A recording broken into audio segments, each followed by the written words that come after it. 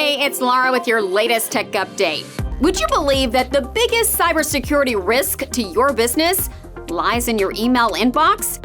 Every member of your team, including you, is vulnerable to phishing emails.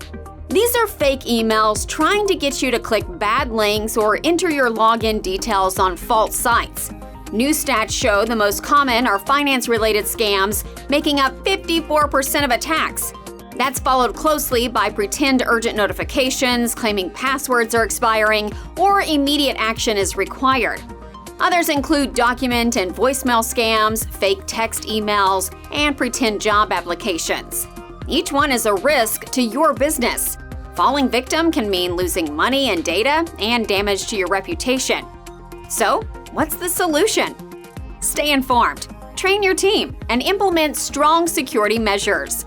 We help businesses like yours stay safe. If you're not 100% sure you're fully protected, let's talk. That's your tech update. More next week.